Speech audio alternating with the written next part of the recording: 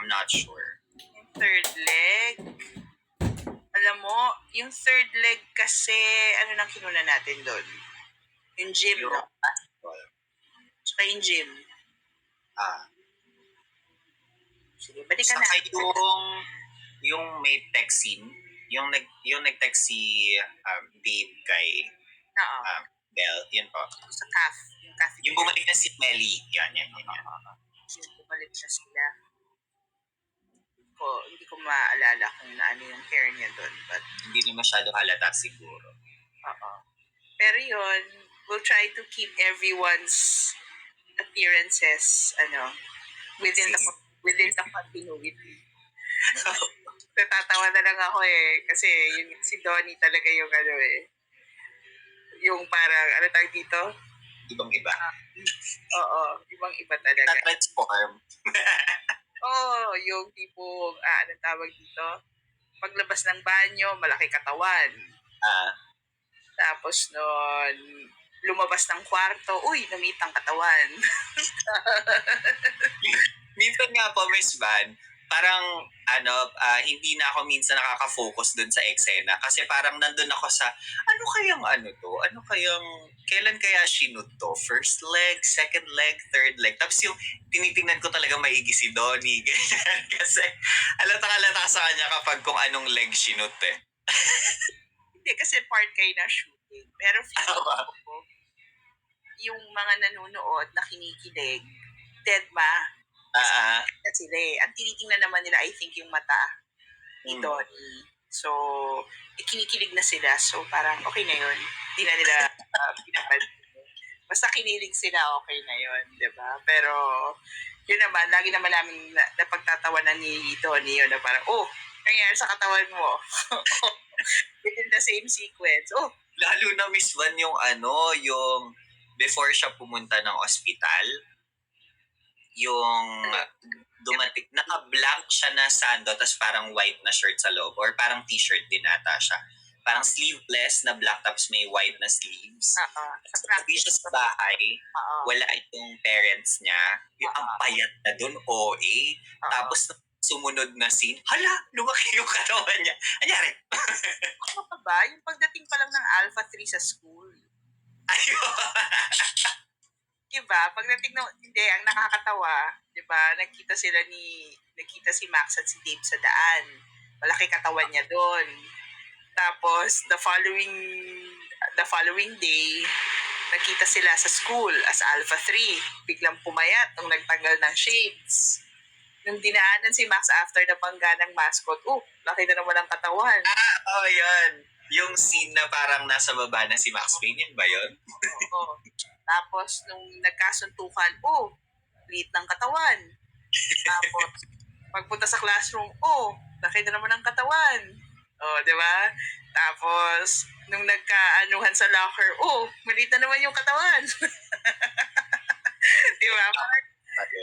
Pero, sabi ko nga, pag kinikilig, pag magaling ng artista, it doesn't matter that much. It doesn't matter that much. So, ang importante naman nakuha ng tama yung yung acting. Yes. Yung acting. True.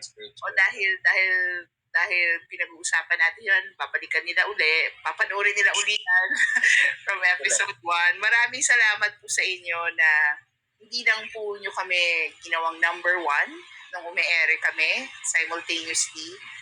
And nung first time na nag-drop, pero pinapanood nyo pa rin po. So maraming salamat po sa inyo sa patuloy na panonood po ninyo.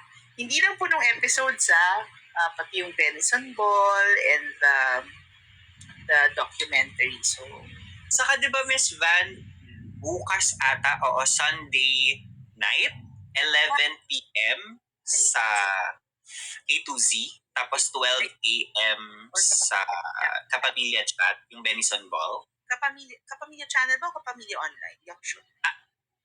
Alam ko po Kapamilya Channel ata, 12. Okay, ayan sila nagsasabi. Kapatitan pala. Basta yun. Oo. Tama.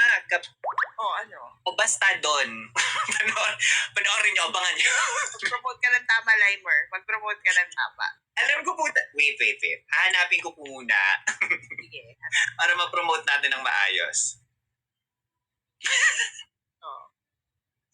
Wait 12 a.m. Kapamilya Online Live. 11:30 Capchan. Ayun ba? Sorry na. Kasi baka nagbago. Yung una po kasing sabi sa akin, iba eh. Hindi, totoo, Miss Van. Yung unang sinabi sa akin, iba. So, baka nagbago ng direction. So, yun pala yun. Pasensya. Maraming salamat po. Sana po na-enjoy rin niyo yung documentary. Na-enjoy niyo, parang pangit, na-enjoy niyo silang nakita na mas, hindi, that you weren't your characters anymore.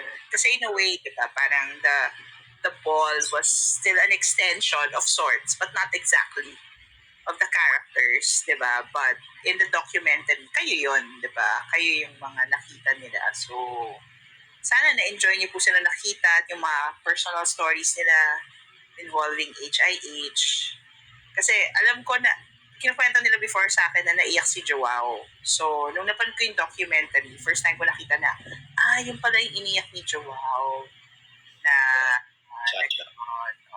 kasi, basta sometime last year, napatext ako kay Joao kasi nakita ko yung mga pinupost niya, parang malungkot, kinamusta ko siya.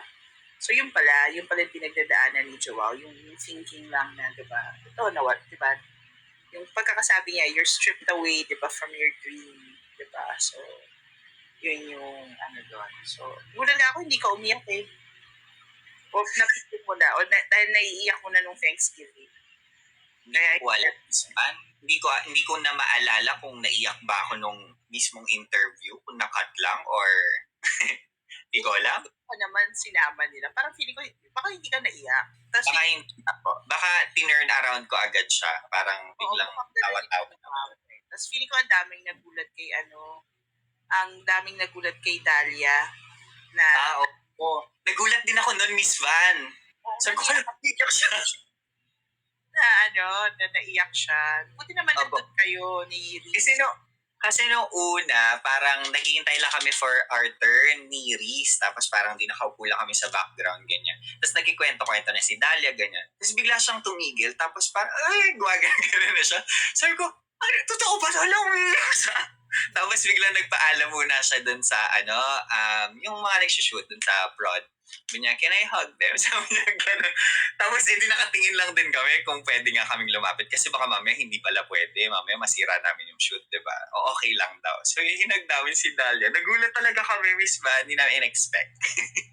No, kasi I do think talaga, I did mention that to the researchers that Dahlia, I do remember Dahlia texting me at some point last year asking what will happen, ganyan. So, I knew she was concerned. Talaga.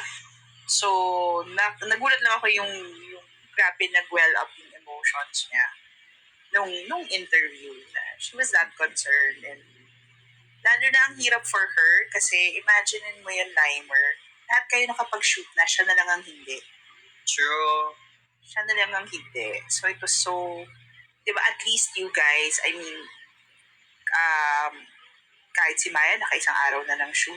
Hindi nga isa, nakadalawa na. Diba? Parang, siya na lang yung talagang hindi. Kasi, iba yung niya eh. Iba yung, diba? Iba yung pasok niya eh. Diba? For later part pa ng episode. So, diba? I guess, mas nakakaano sa kanya. Kasi parang hindi lang oo. Diba? Parang mangyayari, diba? So, pero diba, Miss Van, meron din naman tayong ibang mga napalitan or parang naiba yung plano. Oo, hindi pa rin sure kahit nakapag-shoot na maraming ni-revise nga sa script dahil, diba, gaya ng in-explain ni Miss Jeannie, may protocols, ganyan. So, diba, maraming kailangan mabawas, diba, kailangan diba. So, yun yung doon. Yun yung nangyari doon. Bakit nawala si Sophie? May lang po nun. May concern lang po nun. Kaya hindi hindi naka-join sa Zoom. Nagkataon na biglang Hindi, basta concern lang. Can I get, ano yun? Hindi ko nabasa. Can I get hi to Miss Van? Sabi ni user 8049223. Sana nilagay mo yung name mo. Anong ibig sabihin nun? Mag-hi ako sa kanya. Okay. Hi. Oo nga, dapat sinabi mo yung name mo. Si Melly po, hindi makaano, kasi nasa shooting po si Melly. Diba? Yun naman yung nangyari. May iba siyang doon, project. Oo. O ayan, grabe, pinahaba na natin yung stream, yung live stream mo. Ayaw nga po. Sabi natin kanina pa tayo magbababay na dalawa hanggang napag-usapan na natin yung buhok, si Jello. Miss Van, yung buhok mo, pakita mo sa akin na, hintayin ko yan. Requirement? Kailangan ko pakita. Dito ko makita, Miss Van. Hindi ko naman ipopost. Kasi na ano lang ako, nagpagupit si Miss Van. Nagulat lang ako. Hindi, kaya ka nakakatawa. Imagine, teka lang, nung nagkita tayo, wait lang. Oo nga,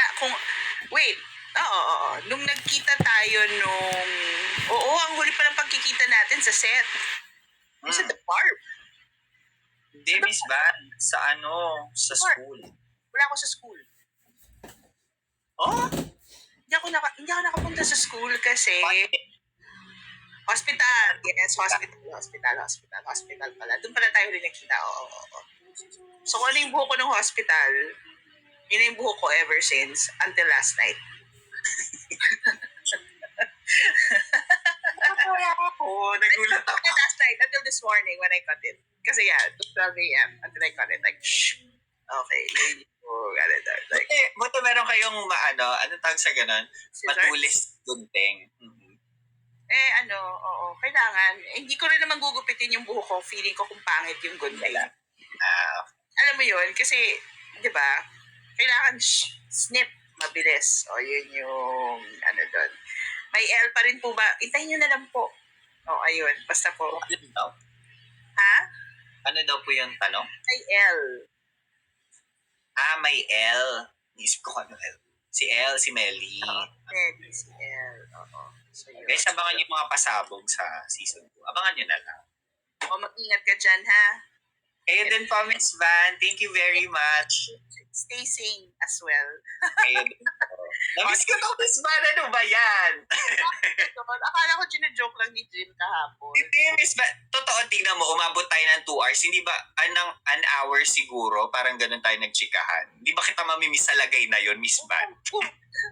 Sabi ni Jim, miss po namin kailan. Sabi ko, Jim, parang hindi naman. Tapos sabi ko, sabi ko, Jim, parang hindi naman. Baka ikaw lang. Ayaw kasi maniwala, Miss Van yan tuloy. Sabi ko, baka ikaw lang. Baka si Limer lang. Hindi naman lahat. Sabi ko, gano'n. Tapos sinasabi ko, okay. So, ayun. Ayun lang. I wish I could see you guys soon. May ring light na siya sa mata. Ayun. Pumasok kasi si Mama. Makain na kayo. Namin. Ayan na nga ang kainan nyo. Enjoy your dinner. Have a good weekend, Limer. Thank you, everyone. Bye-bye. Thank you very much po. Love you. Ayan, bago tayo